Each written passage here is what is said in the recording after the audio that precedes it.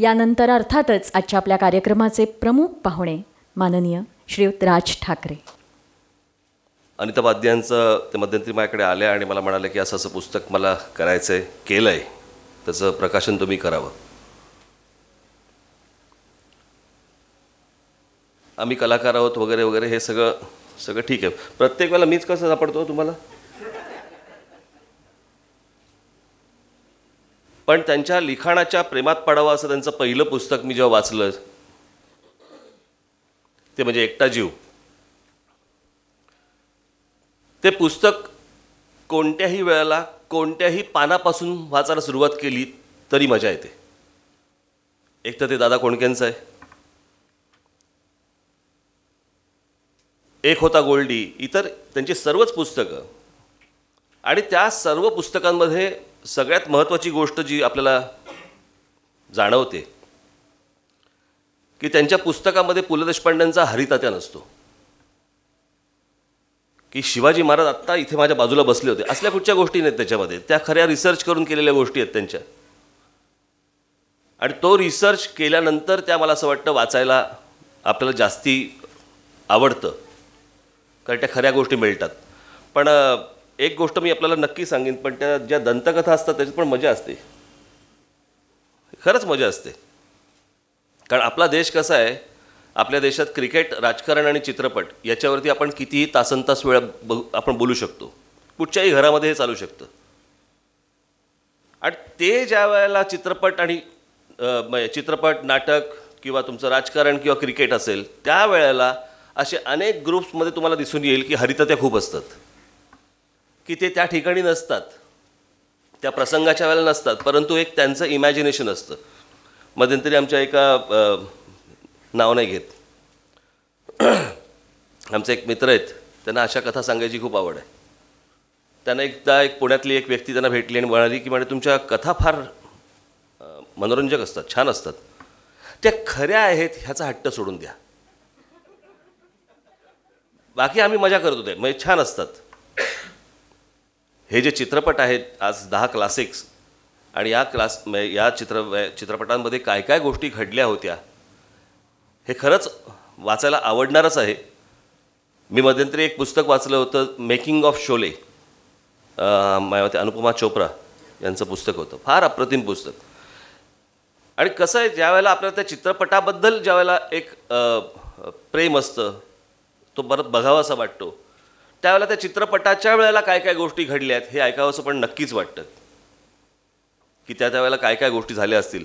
आत्ताच अनिता त्यांनी सांगितलं की ते खरे मोती आले आणि ते मग काय ते हजारो मोती पाडले गेले. काही लोक तेव्हाही असतील की ते मोदी वेचायला मी होतो असं सांगणारे, माहीत नाही आपल्याला. हेच हरिताते असतात ना, ह्यांच्या ही कथा ऐकायला मजा येते. 3 मोती शेवटपर्यंत सापडेच नात असेवाले असतात ना, ते पण ऐकायला मजा येते. आता त्याचा सत्यतेशी आपल्याला कशाला पडताळून बघायचं आहे, पण ती कथा ऐकताना बरं वाटतं, मजा येते. म्हणजे त्यातले एक अगदी दंतकथा म्हणून सांगायची झाली तर मी एकदाच मागे एक ऐकली होती, फार छान होती, इतिहासातली आहे. की एका गडकिल्ल्यावरती महाराजांचे मावळे असतात आणि त्या गडकिल्ल्याला खालून मोगलांचा वेढा पडतो. फार मोठा गड नसतो आणि तो वेढा पडल्यानंतर कळत नाही वरती की काय करायचं, आता जायचं कसं. ते साधारणपणे 30-40 जणं असतात आणि खाली एक साधारणपणे 200-300चा एक वेढा पडलेला असतो. म्हणजे वरती 30-40 जणं आणि खाली 200-300चा वेढा. काय करायचं कळत नाही. तर तिथे त्या गडावरती एक म्हातारी बाई असते, ती आजी असते. ती आजी म्हणते काय झालं रे म्हणे. ते बोले नाही म्हणे खाली वेढा पडलाय म्हणे मुघलांचा, आता सुटणार कशा ह्याच्यातनं. ते बोले बरं ठीक आहे, एक काम करा. मग त्या गडावरच्या त्या छोटी छोटी गावं असतात, त्या गावातल्या लोकांना सांगते की तुम्ही वरण करा, मग काहींना सांगते तुम्ही भात करा, भरपूर करा. आणि म्हणजे पत्रावळ्या किती आहेत त्या पत्रावळ्या घेऊन या सगळ्या, म्हणजे पत्रावळ्यावरती आपण जेवायचो. आणि मग त्या पत्रावळ्या आणल्या आणि मग तो भात आणि ते वरण ते सगळं त्या पत्रावळ्यानं नुसतं फासलं आणि साधारणपणे 1000 पत्रावळ्या गडाच्या वरून खाली टाकून दिल्या. खालच्या लोकांना वाटलं 1000 लोक आहेत वरती आणि अख्खा वेढा सुटला. खरं आहे का खोटं आहे माहीत नाही. आनंद झाला की नाही, ऐकावंसं वाटलं की नाही, ती मजा. तशी मजा सत्य असण्यामध्ये पण येते आणि काही गोष्टी याच्या असतात ज्या फुलपाखरासारख्या उडत उडत येतात त्याही ऐकायला बऱ्या वाटतात, परंतु असल्या फुलपाखरासारख्या उडत उडत येणाऱ्या गोष्टी आमच्या अनिताताई लिहित नाहीत. त्याच्यामुळे त्यांचं पुस्तक हे सिरियसली वाचावं लागतं आणि ते सिरियसली आपण सगळेजण वाचू, त्याचा आनंद घेऊ अशी मला अपेक्षा आहे. आपण अशाच अनेक गोष्टींवरती लिहित जा. मला खरं तर आपण चंद्रासाहेब आपण मगाशी बोललात ते खरंच आहे की ते हा इतिहास आहे आणि हा आपण कधीच या गोष्टी जतन करून ठेवत नाही. म्हणजे महाराजांचा पण जर इतिहास आपण जर पाहिला, मी त्याशी कुठेतरी म्हणताना म्हटलं होतं की महाराजांचा देखील इतिहास हा मोगलांनी आणि ब्रिटिशांनी लिहून ठेवलेला आहे, तो आपल्याकडच्या लोकांनी लिहून ठेवलेला नाही आहे. तो त्यांनी लिहून ठेवला म्हणून तो आपल्याला कळला. आणि त्यातलं मोठेपण हे मला असं वाटतं की त्या ज्यांच्या विरोधात शिवाजी महाराज लढलेले आहेत त्यांनी तो इतिहास लिहून ठेवलेला आहे आणि त्या संपूर्ण इतिहासामध्ये आमच्या शिवछत्रपतींवरती एक डाग सापडत नाही. हे मला असं वाटतं हे त्यांच्या लिखाणाचं मोठेपण आहे. हे महाराजांचं मोठेपण तर आहेच, कारण इतिहास बिघडवून ठेवायचा असता तर त्यांना बिघडवता आला असता, परंतु त्यांनी ती गोष्ट केलेली नाही. आणि डॉक्युमेंटेशन ही गोष्ट आपल्याकडे तर फारशी आपल्या देशामध्ये कोणी फारसं महत्त्वच देत नाही त्या गोष्टींना. मग मी मागे जेव्हा बाळासाहेबांवरती जेव्हा पुस्तक केलं, ते पुस्तक करताना मला फोटोबायोग्राफीचं पुस्तक करायचं होतं. मी त्या काळात जवळपास एक 17-18 हजार फोटो पाहिले, पण शिवसेना स्थापन झाल्यानंतरचे फोटो मिळत होते मला, त्याच्या आधीचे मिळत नव्हते. ते फक्त त्याचा सोर्स एकच होता, ते म्हणजे माझे वडील.